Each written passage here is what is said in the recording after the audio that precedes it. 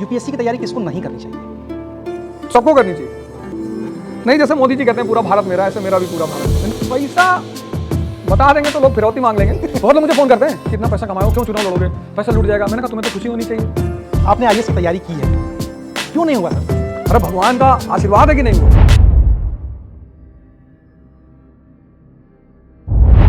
UPSC की तैयारी किसको नहीं करनी चाहिए? सबको करनी चाहिए। इसलिए नहीं कि मेरा बिजनेस है, मैं इसलिए कह रहा हूं। उसकी वजह मैं बताऊं क्यों करनी चाहिए। यूपीएससी की तैयारी करने वाला आदमी कभी फेल नहीं होता। अगर आप आईएएस बन गए तब तो आप सफल ही हैं, वरना वो आपको मेरे जैसा टीचर बना देगी। इतना बोलेगा पब्लिक हाथ जोड़ लेगी, भाई साहब रहने दो, कितना बोलोगे यार, किस किस मुद्दे पे बोलोगे। भाई हमें, जब तक मैंने यूपीएससी की तैयारी नहीं की थी, हमें पता ही नहीं था जीडीपी क्या होती है, नेशनल इनकम क्या है, बैंकिंग क्या है, पता ही नहीं था। हम तो न्यूज़पेपर उठाते थे, दैनिक जागरण, उसका पहला पेज पढ़ते थे, 5 बच्चों की मां प्रेमी के साथ फरार, हम उसी में डूबे रहते थे। भैया जब कुछ पता ही नहीं होगा तो पढ़ोगे क्या? पता तो होना चाहिए। हमें आईआर पता नहीं था क्या होता है, इंटरनेशनल रिलेशन किसको बोलते हैं। अज्ञात व्यक्ति का शव मिला, हम उसको पढ़ते थे। होली में बहनों ने बांधी मुख्यमंत्री को राखी, हम ये सब पढ़ते थे। क्योंकि ये नई जनरेशन बैठी हुई है, हो सकता है कि इसमें बहुत सारे लोग पहली बार निकाल लें, दूसरी बार निकाल लें, तीसरे में हिम्मत हार जाएं। इन लोगों के लिए क्या सलाह है आपकी? जिनको भी लगता है कि वो हिम्मत हारेंगे, उनको सपना नहीं देखना चाहिए, क्योंकि सपना तो टूटेगा ही। सपने का मतलब यह है कि आप एडवेंचरस आदमी हो, खेलना जानते हो। इस दुनिया में सबसे बड़ी ह्यूमन जो क्वालिटी है, जो आदमी को महान बनाती है, वह है रिस्क लेना। जब मैं आईएएस की तैयारी करने आया तो मेरे रिश्तेदार, मेरी मां मुझसे बोली तुम आईएएस की तैयारी करोगे? हाँ, मैंने कहा कर लेते हैं, मैंने सुना है बड़ी अच्छी नौकरी है। तो मेरे पिताजी से बोली कि क्या है, पैसा डुबो रहे हो अपना, जबकि वो वकील हैं। हमसे बोली तुम्हें बॉटनी जूलॉजी में डिफरेंस पता है? मैंने कहा देखो मुझको छेड़ो मत। मेरे एक सीनियर थे, मैं उनके पास गया, मैंने कहा भैया मैं आईएएस की तैयारी कर, वो उन्होंने हंसना शुरू किया, वो हंसते ही रहे 10 मिनट। फिर किसी तरह उनको लोगों ने कंट्रोल किया। फिर वो बोले यार तेरा अगर आईएएस में हो जाएगा ना तो ढोलपुर हाउस बंद हो जाएगा। फिर मैंने कहा अच्छा। फिर मुझे एक बात डर भी लगा कि यार ये सब मना कर रहे हैं तो कुछ तो गड़बड़ होगी। फिर मुझे लगा भीड़ तो पागल होती है, भीड़ का क्या। आप जब भी कोई काम भीड़ से बाहर निकल कर करते हो तो शुरू में बहुत अपोजिशन होती है, बहुत। इतना दिल से लगाने की जरूरत नहीं। जैसे मेरे पास ऑप्शन है, आईएएस नहीं बने टीचर बन गए, कल चुनाव लड़ जाएंगे, 60-65 साल के हो जाएंगे, ये सारे बाबा जो आते हैं ये सब मर चुके होंगे। फिर कमंडल रख के प्रवचन करेंगे कि ये दुनिया माया है, ये स्त्री। इतने सारे ऑप्शन है, कुछ नहीं करना, तुम्हें कमंडल लेना है, 15-20 लड़कों को तैयार करना है कायदे के लोगों, और 10-20 ऑडियंस में तुम्हारे लोग कि बाबा जी हाँ बताओ बच्चा, वो आपने वो जो बूटी दी थी तो हमारे घर में बच्चा हुआ, और वाह प्रसाद भिजवाओ उनको।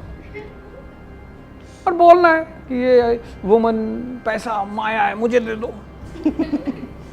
पब्लिक बड़ी खुश की बाबा जी तो बहुत। इस देश में इतने ऑप्शन है, तावीज बनाना शुरू कर दो तुम।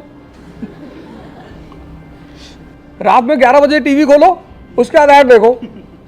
दैनिक जागरण न्यूज़पेपर खोलो, उसमें ऐड देखो, प्रेम, सौतन, नौकरी, सब 24 घंटे में। मैंने भी एक बाबा को फोन मिलाया, मैंने कहा बाबा जी एक लड़की से प्रेम हो गया है।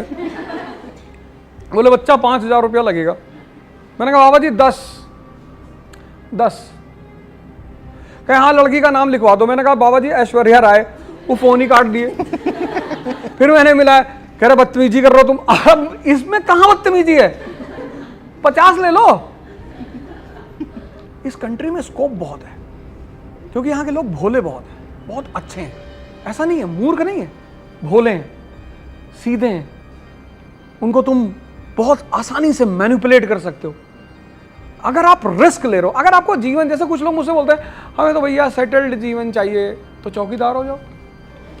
बहुत सेटल्ड जीवन है, 12 घंटे की नौकरी है, गेट के बाहर डंडा लिए बैठे, टोपी वोपी लगाए, good morning sir, good morning ma'am. Holi Diwali में तुमको 4-5 डिब्बा मिठाई मिल जाएगी। वो भी वो वाली सोन पापड़ी। सोहन पापड़ी, हाँ वो काजू बर्फी कोई ना देने वाला, तो बहुत बड़ा होगा तो चपरासी बन सकते हो तुम, पान की दुकान, ये सब कर लो। जब तुमने सपना देखा है, जब तुम रिस्क लेना चाहते हो, लड़ना चाहते हो, और जवानी किस लिए? पार्क में बैठने के लिए? वहां सिर्फ 1 घंटे बैठो, वहां भी बैठो, वो भी अपने बच्चों को क्या कहानी सुनाओगे? वो तुमको तो ओल्ड एज जनरेशन का मान लेंगे, अरे मरे हुए, मेरी तो पापा मरा हुआ है, कह रहा मेरी गर्लफ्रेंड ही नहीं थी। तुम्हारे लड़के तुमको ह्यूमिलिएट करेंगे। तो 1 घंटा, लेकिन वो 1 घंटा डिजाइंड होना चाहिए, कंपनी अच्छी होनी चाहिए, मतलब तुम्हारा जो वो दोस्त है, गर्लफ्रेंड है, बॉयफ्रेंड है जो है, वो एक मैच्योर मेंटेलिटी होनी चाहिए, बहस होनी चाहिए, बात होनी चाहिए। मैं इलाहाबाद में भी टहल रहा था कंपनी गार्डन, तो सुबह 9 बजे कुछ लोग बैठ गए आके, लड़की का बाल पकड़ के ऐसे ऐसे घुमा रहे, और हमें तो बोलने का कोई अधिकार नहीं भाई, इंडिपेंडेंट कंट्री है। पर फिर मुझे लगा कि यार इनसे बोलना चाहिए, तो मैंने कहा भैया आप लोग बुरा मत मानना, क्या करते हो? तो लड़का तो कुछ नहीं बोला, लड़की ऐसे देखी, तुमसे मतलब? मेरा फेस वो सब कवर कर रखा था। मैंने कहा नहीं नहीं बेटा मतलब नहीं है, मैं तो ऐसे ही कह रहा था कि अगर यहाँ तुम लोग बैठोगे 1-2 घंटे तो न्यूज़पेपर भी ले आया करो, बैठो पर न्यूज़पेपर ले आया करो, पढ़ा करो, एक दूसरे से डिस्कस किया करो, तो मल्टीपर्पज़ काम हो जाएगा। तो फिर उस लड़की ने कहा कि सॉरी अंकल, मैं कल से न्यूज़पेपर लेकर आऊंगी। दिशा ही तो बदलनी है जिंदगी में, सारा खेल डायरेक्शन का है। तुम करते सब कुछ हो, जब गलत तरीके से करते हो तो फेल होते हो। तरीका बदल दो चीजों को। हमारे कंट्री में लोग एक्सट्रीमिस्ट हैं, ये नहीं करना चाहिए, वो नहीं करना चाहिए, ये नहीं करना, तब जिंदा किस लिए? हमारा वो ड्राइवर कहता भैया मैं तो दुबई नहीं जाऊंगा। मैंने कहा तुम जा नहीं पाओगे, तुम्हारे पास पैसा नहीं है। कहता आदमी को हरिद्वार जाना चाहिए। अरे एकदम, हरिद्वार कब जाना चाहिए? दुबई जाएगा, सब पैसा लुटा देगा, भिखमंगा हो जाएगा, खुद ही जाएगा हरिद्वार। तुम उसे क्यों भेज रहे हो हरिद्वार? जाने दो उसे। कोई भी थोड़ा बहुत पढ़ा लिखा आदमी उनको समझा सकता है कि अरे ऐसा होगा, मुसलमान जनरेशन बढ़ रही है, फिर 10 साल बाद सारी कंट्री पे मुसलमानों का कब्जा हो जाएगा। पाकिस्तान पे तो हो ही नहीं पा रहा, खाने बगैर मर रहे हैं।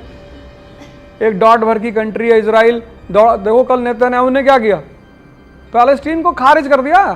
हाँ कोई पैलेस्टीन कॉरिडोर बना दिया। अरब कंट्री बैठ के सुन रही है, जी जी जी। कह रहा अरब वालों से कोई दिक्कत? बोले बाबूजी कोई दिक्कत ही नहीं। तो आपने आईएएस की तैयारी की है, क्यों नहीं हुआ सर? अरे भगवान का आशीर्वाद है कि नहीं हुआ। अगर भगवान का आशीर्वाद नहीं होता तो यहां मैं थोड़ी बैठा होता, किसी सचिवालय में बैठे होते। सचिवालय में फाइल कोई मिनिस्टर का फोन आ रहा होता, हो जा, जी जी सर, वो देख लेना फाइल, जी जी साहब, sir sir sir sir sir.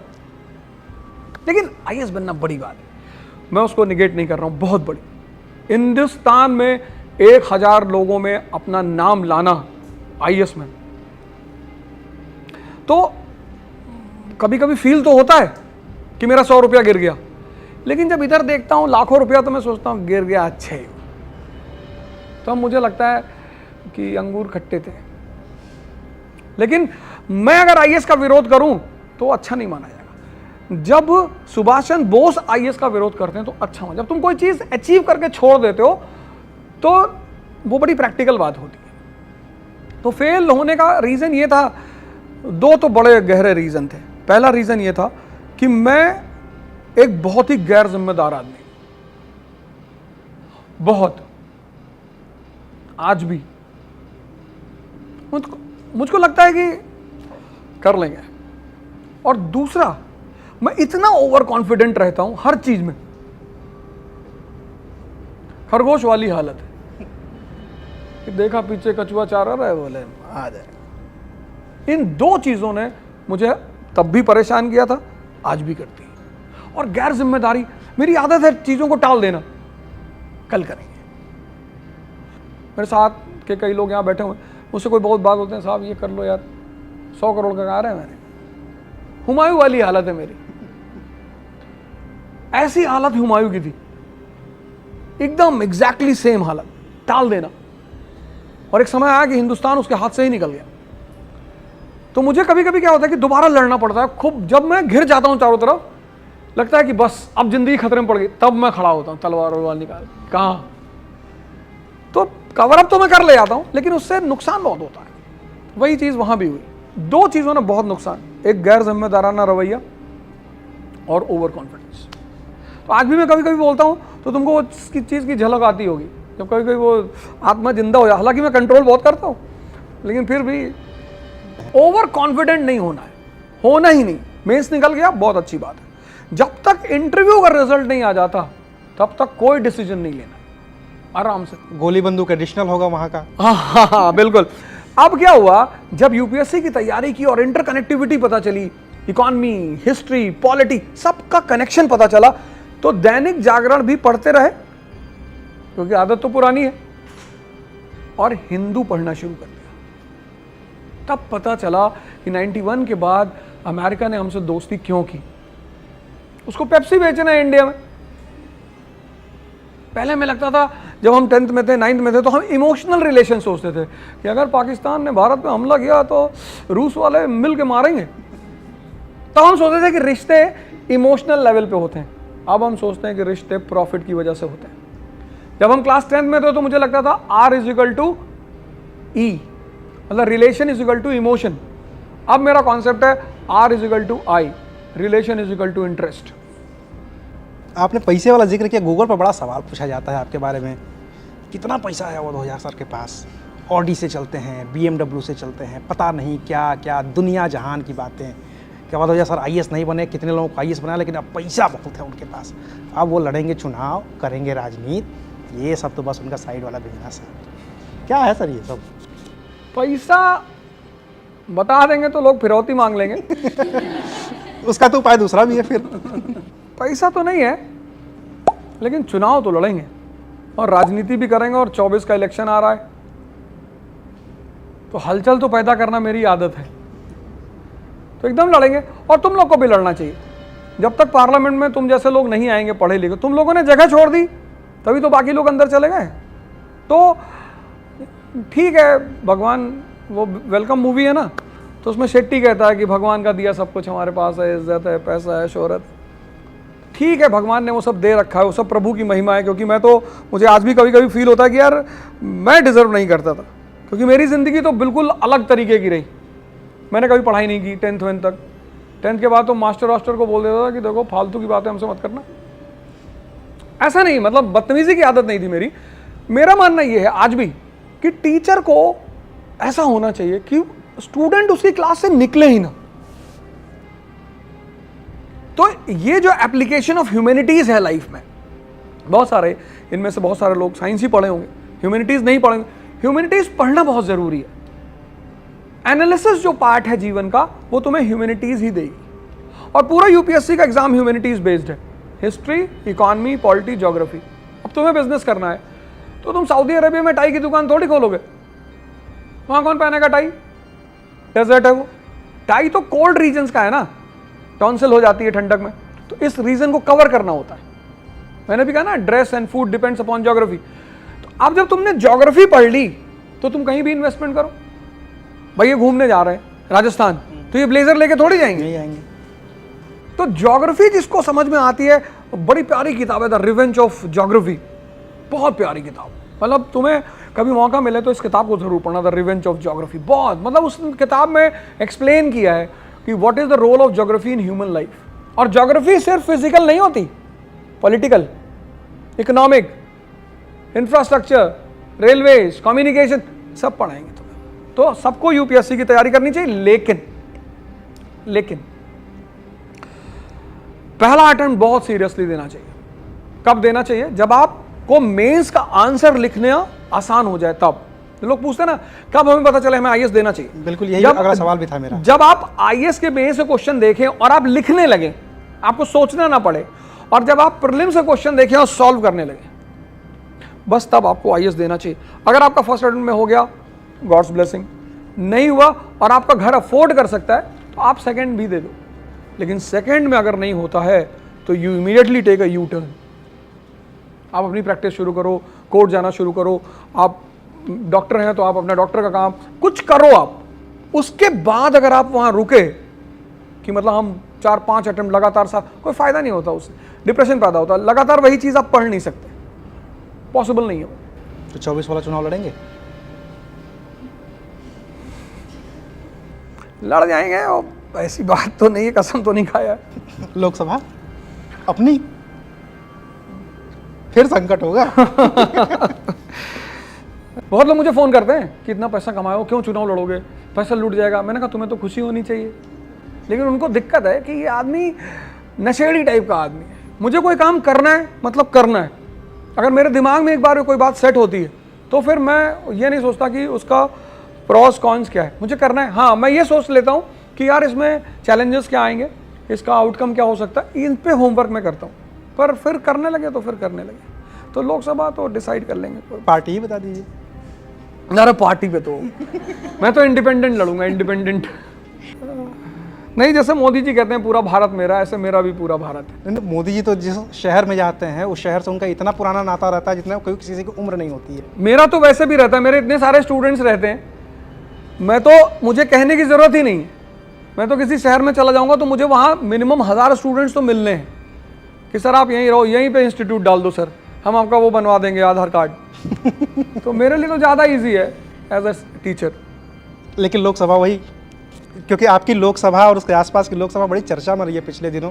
आप जानते हैं मैं किधर बात कर रहा हूँ, ब्रिजभूषण शरण सिंह वाली लोकसभा। तो बता दीजिए सर इनको कि हाँ अगली बार हमारे सर यहाँ के कुछ नहीं सांसद बता हैं। रहा हूँ, ये वीडियो जब रिलीज होगी तो कम से कम 100 लोगों की नींद चली जाएगी।